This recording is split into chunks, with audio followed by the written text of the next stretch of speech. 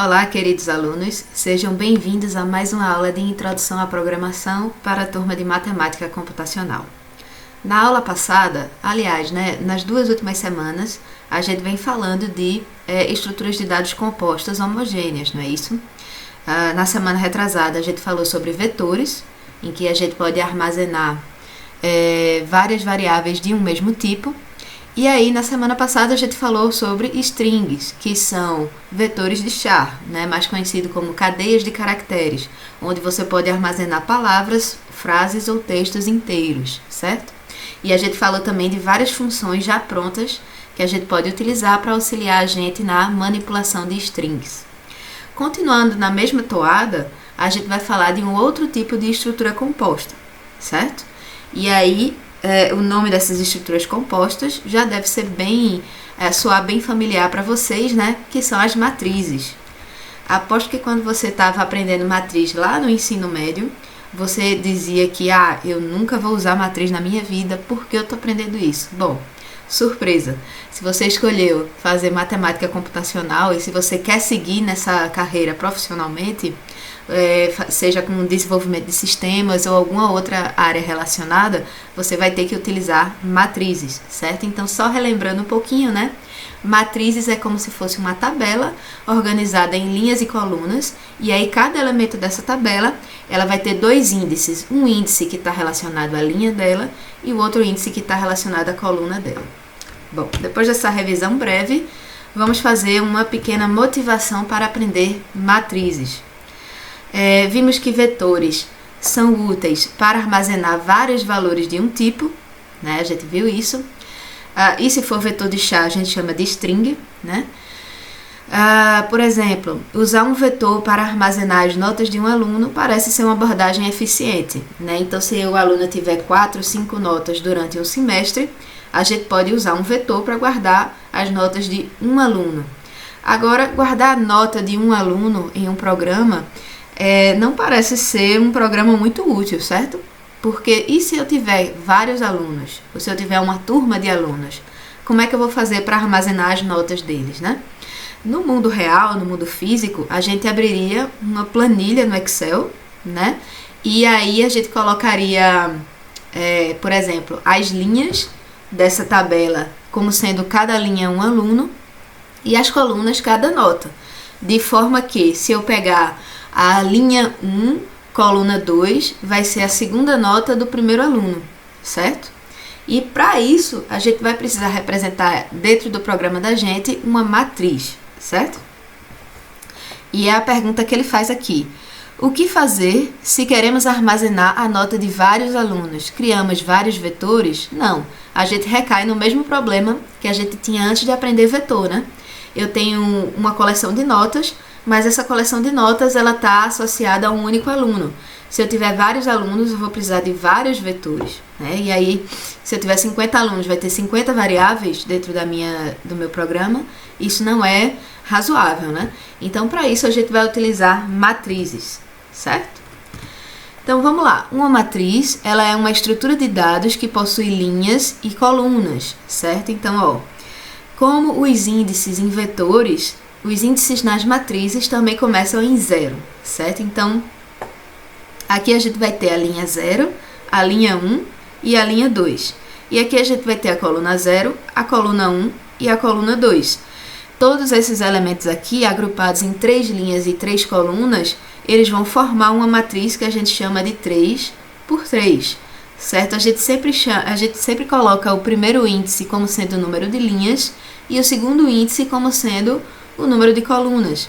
E aí cada elemento ele vai ser identificado individualmente dentro da matriz por seus dois índices, certo? Primeiro a linha, depois a coluna. Por exemplo, aqui esse elemento ele faz parte da linha 2, coluna 1.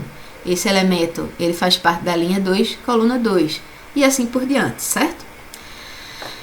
Poderíamos modelar o nosso problema de tal forma que cada linha de nossa matriz seria um aluno, enquanto as colunas representariam as notas dos alunos, Então, isso é uma solução que é bastante utilizada na prática, principalmente para quem programa em C, certo? Ele está chamando aqui, podemos usar vetores multidimensionais para representar uma matriz em C. E aí é que está o pulo do gato. certo? Então, uma matriz nada mais é do que um vetor de vetores, ou então um vetor de duas dimensões. Vamos ver como é que a gente cria isso na prática. Os exemplos abaixo mostram diferentes declarações de matrizes. Por exemplo, aqui, ó, como é que eu vou criar isso em C?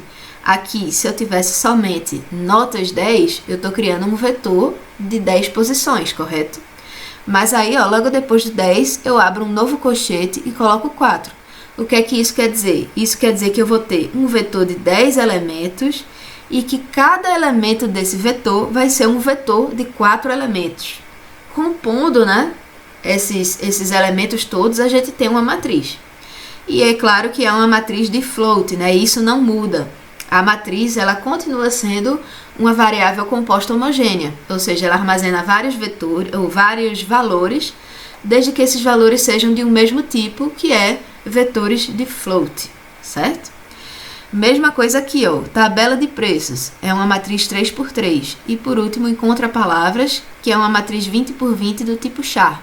Então a gente pode utilizar, ó, esse vetor aqui, por exemplo, para fazer um jogo de caça-palavras, né? Cada elemento nessa matriz vai ser uma letra e eu posso percorrer essa matriz de diferentes formas, na linha, na coluna, na diagonal, para encontrar palavras, certo? Então vamos ao primeiro exemplo de matriz em C. Assim como em vetores, podemos usar o operador de atribuição para atribuir um valor à posição da matriz, certo? Então é do mesmo jeito que a gente atribui valores e acessa valores para leitura, em vetor a gente vai fazer em matriz. Só que agora a gente tem que tomar muito cuidado, porque em vez de utilizar um único índice, a gente vai ter que utilizar dois índices, obrigatoriamente, né? Um índice para linha e o segundo índice para coluna. Então vejam bem, aqui eu tenho uma matriz de inteiros, 2x2. Isso vai criar uma estrutura desse tipo aqui embaixo, certo? Só que nessa primeira linha, a gente não vai ter nada de valor armazenado, né? Lembra quando a gente cria um vetor, fica só um lixo lá, não tem nada. Aí a partir da segunda linha aqui é que a gente vai começar a guardar os valores que a gente quer dentro da matriz. A gente vai fazer isso linha ou elemento por elemento, certo? Primeiro, matriz 00 vai acessar, ó, essa posição aqui, né? Que é linha 0, coluna 0. Então vai acessar esse elemento aqui e vai colocar 1. Certo? Então, atribui 1 à posição A00. Aí vem, ó, matriz 0, 1. Eu continuo na linha 0, mas a minha coluna agora é coluna 1. Ou seja, eu vou pegar o próximo elemento da mesma linha. Aqui é o elemento 0, 1 e colocou 2 dentro dele. Em seguida, eu vou pegar o elemento 1, 0, né, que é linha 1, coluna 0, e essa posição aqui, e vou colocar 3 dentro dele. E no final, vou pegar o último elemento da matriz, que é o elemento da linha 1, coluna 1, que é essa posição aqui, e estou atribuindo o valor 4. Depois que a gente executar essas 5 linhas de código, aí eu vou ter essa matriz com esses valores guardados na memória do meu computador, certo? E aí eu vou poder acessar ela para fazer contas, aí todas aquelas operações com matrizes, né, que a gente aprende no ensino médio, a gente vai ser capaz de fazer no nosso programinha em C, certo? Semelhante aos vetores, também podemos inicializar a matriz no início da sua declaração, né? Então lá, quando a gente via os vetores, a gente poderia iniciar ele direto no momento da declaração, né? Era só a gente passar uma lista entre chaves. Pois bem, como a matriz é uma lista de listas, ou então é um vetor de vetores, a gente vai ter que passar várias listas para inicializar logo de cara a nossa matriz, né? Aqui está criando, ó, uma matriz do tipo inteiro, isso quer dizer que eu só posso guardar inteiros dentro dessa matriz. Ela vai ter 2 linhas e 3 colunas. Então eu vou passar aqui, ó, 3 listas, eu vou passando linha a linha. Cada linha vai ser uma lista, certo? A primeira linha vai ser 1, 2, 3 e a segunda linha vai ser 4, 5, 6. E aí vai criar lá na memória do nosso computador essa estrutura aqui com esses valores. Ok? Então, existem 2 tipos de declaração e inicialização de matrizes em C. O primeiro é dessa forma, né? A gente simplesmente declara e depois a gente acessa os elementos 1 a 1. A gente também poderia usar uma estrutura de repetição, um for ou um while, né? Para a gente iterar aqui dentro. Eu vou mostrar um exemplo desse mais pra frente, que vai ser super importante, que é uma parte um pouquinho complicada e eu preciso que vocês se concentrem aí, prestem bastante atenção pra gente entender direitinho como é que funciona, certo? Pra gente ficar sem dúvidas. Ou então, a gente pode criar e declarar uma matriz com os valores já previamente especificados nessa estrutura de listas, certo? Assim como vetores, também podemos imprimir os elementos de uma matriz ao indicar a posição desejada a ser impressa, certo? Então aqui, de uma tacada só, né, nesse mesmo comando, eu declaro a matriz e eu coloco valores dentro dela, né, eu atribuo valores à minha matriz. Vai criar uma matriz, não tem aqui a figurinha, né, mas vai ser a matriz 1, 1, 1, 2, 2, 2 e 3, 3, 3. E aqui eu estou acessando individualmente cada um dos elementos para imprimir na tela. Então é a diferença de você fazer um acesso para leitura, né? Aqui, ó, eu acesso o valor, somente acesso o valor, que vai ser encaixado dentro do especificador do meu printf. Pronto, vai ser impresso na tela, não mudei nada.